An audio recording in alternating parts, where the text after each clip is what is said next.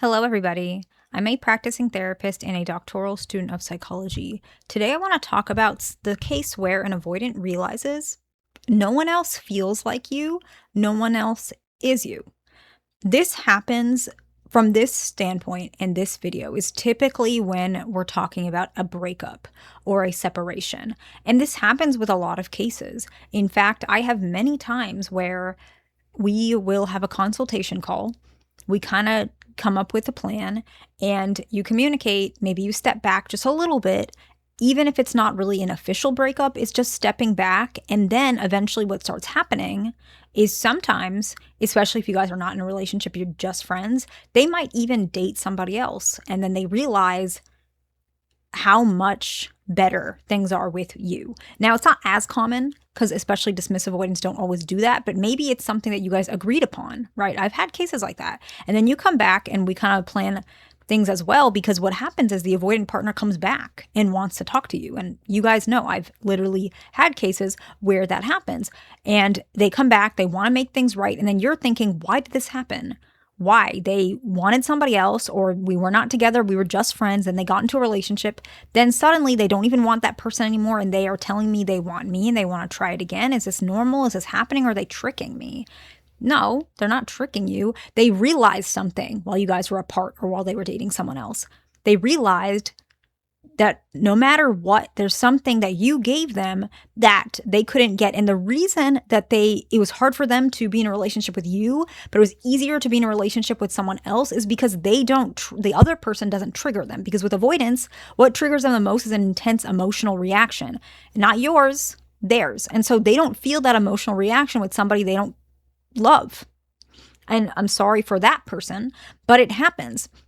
But when they start showing up with those triggers, it usually means there's an attachment. This case is pretty specific. Not every person who's watching this video is going to have any clue what this is about because they're in a long-term relationship with an avoidant, or their avoidant does not need this type of push because overall, you guys are still working well together. However, these are cases. And if you want a consultation call with me and you're struggling with something like this or with an avoidant in general, I've seen so many cases that's pinned in the comments. But the first one is actually interesting because this is the one where you guys think, okay, there's no way that this is going to happen. They start enjoying their freedom. And then while they're enjoying their freedom, this is the part you might not see, but this is the part that I know happens. They get hit with waves of longing and regret. And what happens is, that's what happens. They enjoy their freedom. You think they're really liking life without you. You think they don't care about you. They don't love you. And they have these waves of longing and regret that sometimes what happens is the next step, okay?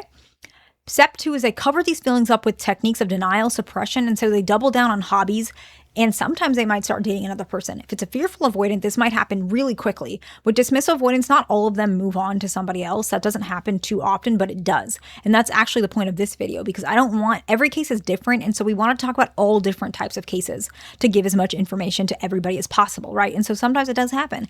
They'll date someone else. And then what happens is, they start experiencing emptiness in their life without you. So they're doubling down on hobbies. They may date someone else, they may not, but they are doubling down. Then they experience this emptiness of their life without you. And often the emptiness is not just the absence of you, and this is the part a lot of people mess up or get confused about. It's also the absence of themselves when they were with you. This is the part that avoidants really struggle with when it comes to breaking up and also falling in love. Love in general is a very difficult topic for avoidance. And it's that the person that they think they're supposed to be is no longer the person they are, and they hate that. When you fall in love with someone, you do become vulnerable. You do become weak. Their perspective weak. It's not actually weak. And they feel lost. And their identity is missing. And anyone who is an avoidant or who used to be an avoidant, you can kind of relate to this, right? I used to be avoidant and I get it. There was moments just in life in general when things change where you're kind of uncomfortable that you have to be a different identity. And that identity is less tougher, less closed off, less emotionally detached than the person you thought you were supposed to be when you were younger, who you were taught you're supposed to be. And love shifts your identity.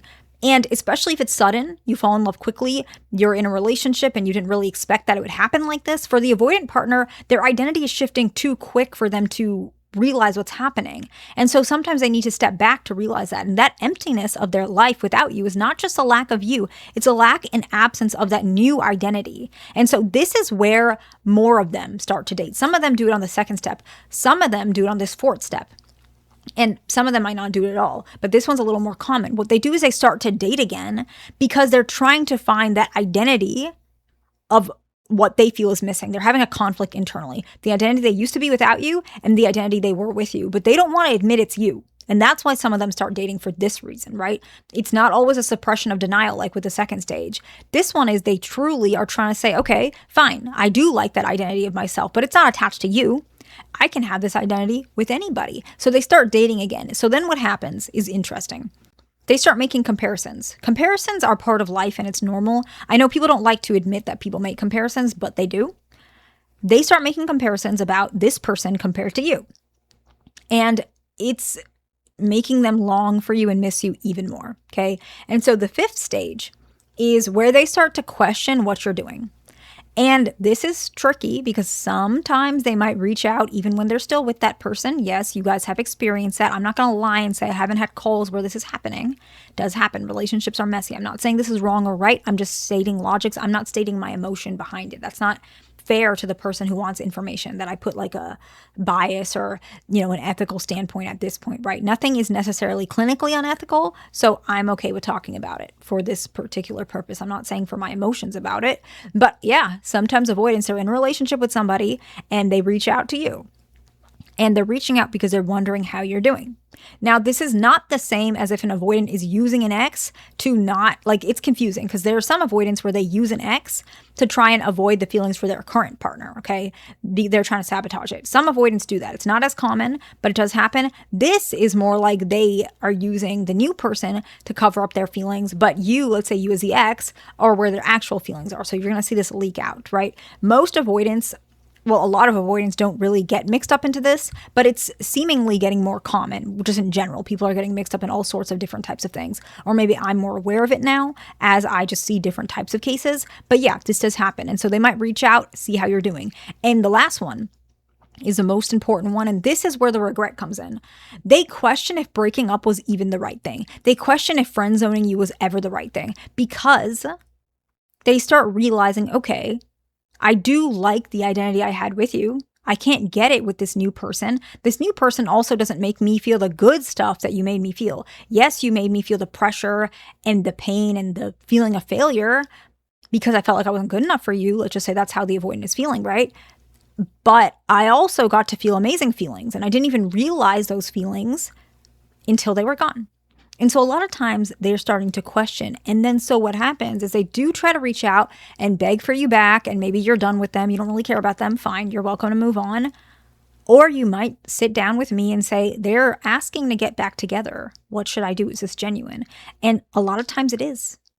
It really is. It doesn't mean it's going to be perfect, but yeah, it's going to happen because they already learned their lesson of how life felt like without you. You don't need to give them another lesson. You can if you want, or you can move on, but I'm just telling you this is true. And so overall, what happens is they realize no one else is like you when they feel how life is without you.